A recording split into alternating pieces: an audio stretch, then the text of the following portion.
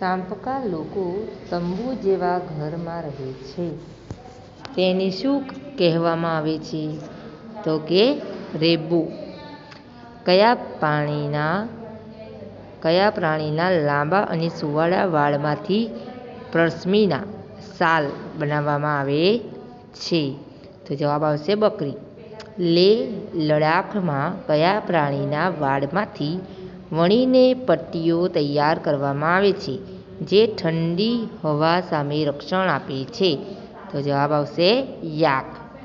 શ્રીનગરમાં આવતા પ્રવાસીઓ શામાં રહેવાનું વધુ પસંદ કરે છે? તો જવાબ આવશે હાઉસબોટમાં. હવે પ્રશ્ન નંબર 2. યોગ્ય શબ્દ કે અંકો વડે નીચેના દરેક વિધાનમાં ખાલી જગ્યા પૂરવાની છે. જોઈએ આપણે પહેલી એમાં ગૌરવ જાનીએ પોતાની મુસાફરી ખાલી જગ્યા શહેરથી શરૂ કરી. તો જવાબ શું આવશે એમાં? મુંબઈ. બરાબર. બીજું છે ત્રાસીનું ઘર અંદરથી ખાલી જગ્યા જેવું લાગતું હતું. તો તબેલા જેવું લાગતું હતું. ત્રાસીના ઘરના છાપરા પરથી ગૌરવ જાનીએ લાલ રંગના ખાલી જગ્યા સૂકવેલા જોયા. તો મરચાં.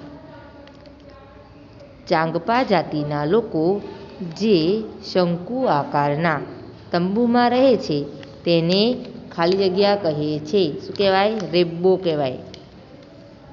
ચાંપકા લોકો બકરીના સુંવાળા વાળ એટલે કે ઊન માંથી ખાલી જગ્યા નામની મુલાયમ અને કિંમતી શાલ બનાવે છે. કેવી શાલ બનાવે છે?